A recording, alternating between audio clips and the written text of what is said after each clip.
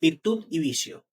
Los dos viajan con el placer, pero uno te eleva a tu destino y el otro te arrastra a un abismo. Hoy vamos a entrar en un viaje donde se encuentran la filosofía y Faorisha. Un diálogo que no es académico solamente, ni ritualístico únicamente, sino que es una dialéctica viva, que puede transformar incluso la manera en que ves tu vida. Y esto vamos a iniciarlo con entender etimológicamente dónde provienen estas dos palabras. El virtud proviene del latín vitium, que significa fuerza o excelencia del carácter. Y el vicio proviene de vitium, que es defecto o un hábito que corrompe. En medio de ellos siempre hay un vehículo, que ese vehículo es el placer. Y los griegos lo llamaban hedón, que es el terreno en disputa. ¿Ok? Eso es la confrontación entre nuestro propio ego y lo que nosotros estamos teniendo como propósito de vida. En IFA, la clave siempre es el IQUA, no lo repiten a cada rato, el carácter. ¿Por qué? Porque es lo único que puede centralizar ahorita que es el sujeto o es el destino. No es casual que haya un proverbio en IFA que diga igual, igual. El carácter es la verdadera belleza. Y hoy vamos a explorar cómo el mismo placer puede nacer del vicio o de la virtud, pero nunca conducirte al mismo lugar. Para eso, Aristóteles sabiamente enseñó que la virtud es el justo medio, ni en exceso ni en escasez. El placer no se condena de ninguna forma. La vida perdería sentido porque nos retrasaríamos en nuestra vivencia, pero debe estar en su justa medida. Séneca añade algo que a mi parecer es bastante provocador. El placer bien guiado por la razón puede ser una virtud. No hay que temerle al gozo, pero sí hay que ordenarlo. En este punto, Ifá nos habla a través de Obatalá, porque Obatalá representa la capacidad del discernimiento y el razonamiento lógico. Es esa chispa que nos lleva al pensamiento crítico que está en nosotros, que sabe diferenciar entre lo que construye y lo que destruye. Ahora piensa un momento. ¿Cuántas veces hemos confundido dopamina instantánea con felicidad verdadera? Un estado emocional el cual todos estamos persiguiendo, porque a diferencia de lo que deberíamos, nosotros buscamos felicidad en vez de buscar plenitud. Esa confusión es el terreno fértil del vicio. ¿Por qué? Porque en el síndrome de la repetición, de intentar, caemos en un círculo vicioso el cual nosotros no nos estamos dando cuenta. Por eso es que todos los extremos son malos. E Iwarimeji deja un mensaje importante. ¿Por qué? Porque Iwarimeji hace un llamado a lo que está dentro, que es tu carácter, tu personalidad y tu identidad. Determina o condiciona tu camino afuera, que vendría siendo el destino. Y Ofunmeji recuerda que la riqueza sin carácter se evapora como humo. Y aquí va a ser una salvedad. No estoy hablando de riqueza material únicamente. Estamos hablando de riqueza emocional, riqueza familiar, riqueza psicológica, riqueza intelectual, riqueza espiritual, etcétera, etcétera, etcétera. Todo aquello que se considere algo rico, ¿ok? O que tenga riqueza, si no tiene carácter, seguramente se va a ir. Entonces, hay que preguntarse, ¿los placeres actuales por los cuales estás atravesando o estás viviendo son semillas de virtud o son raíces de vicio? Y para eso traigo a los dos personajes que particularmente, en mi opinión, representan la energía masculina y la energía femenina desde el punto de vista emocional e intelectual. Oshun y Shango. Oshun es el arquetipo femenino, ¿sí? Incluso en Oshetura o los Dumare hay un pasaje que dice que los Dumare le entregó a ella la capacidad de crear, el vientre, el útero, ¿sí? Pero cuando lo vemos desde el punto de vista metafísico, entendemos que también tienen la capacidad las mujeres de crear lo bueno o lo malo. Hay mujeres que te construyen y hay mujeres que te destruyen. Eso lo conocemos comúnmente. Entonces las virtudes femeninas como la dulzura, la empatía, la resiliencia, el cuidado y la inteligencia emocional debaten constantemente y luchan constantemente con los vicios modernos. La vanidad extrema, la manipulación, la dependencia material, el culto a las apariencias, la persecución incesante sobre los estereotipos y vivir en una constante carencia. Tanto es así que las puede orillar a confundir placer con amor. Y el placer puede sostenerse, el placer puede sostener el amor, pero nunca lo va a sustituir. Estamos hablando de dos energías sumamente poderosas, pero al mismo tiempo sumamente distantes. Ahora, Aristóteles diría en este caso que la virtud es el medio entre la frialdad y el sentimentalismo, ¿sí? Y Séneca afirmaría que el placer guiado por la razón es noble, pero sin razón es esclavitud. Ahora, lo que estamos llamando amor, y no solamente estamos hablando de amor desde el punto de vista afectivo de relación de parejas, estamos hablando de amor a todas las cosas que creemos, que tenemos y que hacemos y pensamos, es algo que solamente te libera dopamina breve o es algo que pertenece a una satisfacción progresiva y trascendental. Porque aquí vamos a añadir a un personaje y ese personaje se llama Eshu.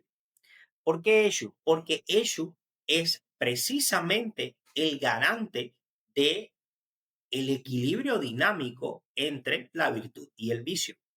Porque él te presenta automáticamente ciertas condiciones materiales para saber si tú vas a discernir entre lo que te conviene y lo que no, lo que te aporta o lo que no te aporta. Y dependiendo de esa decisión, ¿ok? Si te inclinas por la fama instantánea, por los caminos fáciles, por la aprobación vacía o el consumo consultivo, automáticamente Obatala no puede entrar en escena. ¿Por qué? Porque sin el juicio de Obatala y la dirección de Ori, esos placeres se vuelven unas trampas. Cierro con esto porque aquí entra la parte masculina, Shango, el honor, el poder y el precio de gobernar. Vamos a hablar un poco de él, porque él es ese arquetipo masculino. Es ese hombre representativo del deber de proveer, de la caballerosidad, de la honorabilidad, pero al mismo tiempo todas esas virtudes no se sostienen solas, requieren carácter y sacrificio. Y volviendo a la escenografía de Obatalá, ese carácter y sacrificio está alimentado por el discernimiento y el razonamiento lógico. Ahora, el precio de mantenerse así, como lo decía mi querido viejo, lo difícil no es llegar, lo difícil es mantenerse. El precio de mantenerse así es alto, porque un hombre virtuoso no se hace por fuerza bruta, sino por honor y servicio. Pero estar constantemente en ese nivel de honor y servicio es algo que es sumamente complejo. ¿Por qué? Porque hay mucho más probabilidad de que caiga en arrogancia, lujuria, abuso, ¿ok? Irresponsabilidad, y ese mismo poder que lo llevó a tener todo lo que tuvo, lo convierte en un vicio y automáticamente o en consecuencia va a perderlo. Entonces Aristóteles nos hablaría de algo que se llama la megalopsichía, una palabra súper complicada, pero se traduce como la grandeza de alma, pero advierte que si se desborda se convierte en hibris. El hibris es el orgullo destructivo. Entonces, Séneca lo resumiría en de aira, que es el poder sin dominio de sí. Devora todo lo que ejerce. Y esa es la fase negativa que siempre vemos con Shango, ¿no? O sea, el hombre cuando se vuelve patán, gritón, etcétera. Entonces vemos que puede ser un hombre muy virtuoso, pero al mismo tiempo puede ser sumamente enviciado y todas esas virtudes verse socavadas por ese mal carácter, que es como la igua buruku. Entonces, Ifá nos confirma en el Otum Ogundatrupo, que hace referencia además a todas las guerras internas y que lo más difícil para el ser humano es superar las guerras internas, que la insolencia llama al conflicto. Cuando desafiamos nuestro propio destino y ponemos en tela de juicio todas nuestras virtudes, amén de estar sesgados por una razón o por otra, comenzamos, ¿ok?, a desencajarnos de lo que está dentro de nosotros. Entonces Shango también es ese tipo de mártir, porque él constantemente te está alentando a que, sin importar qué, vamos, hazlo con valentía, hazlo con intelecto, porque es lo único que no te pueden arrebatar y que siempre estamos dispuestos para poder empezar, que realmente debería ser el arquetipo masculino basado en ese placer que otorga la virtud de ser un caballero, de ser una persona honorable y de proveer. Entonces es importante detenernos un momento y preguntar, o sea, ¿eres señor de tus pasiones o súbdito de tu ego? Y yo creo que no hay personaje más adecuado para hablar de la sugestión por el ego que Ogún. ¿Por qué? Porque Ogún es disciplina, es trabajo constante, trabajo duro.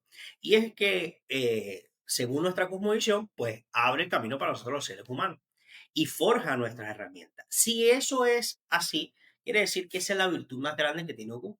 Pero ¿por qué tiene un temperamento tan fuerte? Porque es errático en muchas cosas. ¿Ok? Bueno, es porque su ego lo domina. Y cuando el ego te domina, incluso Ogún deja una referencia de que el trabajo, que es una virtud, y la constancia, que es una virtud, y la voluntad, que es una virtud, puede convertirse en un vicio. Porque el trabajo sin pausa se vuelve una obsesión. La disciplina sin descanso se vuelve una tiranía. Y la fuerza sin razón se vuelve una violencia. Entonces, Aristóteles, una vez más, lo habría anticipado. El exceso o defecto rompe la excelencia. Séneca advertiría que el sabio disfruta del ocio noble tanto como del trabajo. Es decir, que nuestros tiempos libres también son para disfrutarlos, también son para gozarnos, ¿ok? Y que no necesariamente tenemos que estar en el placer de producir sin que eso sirva al alma, para que no sea sometido.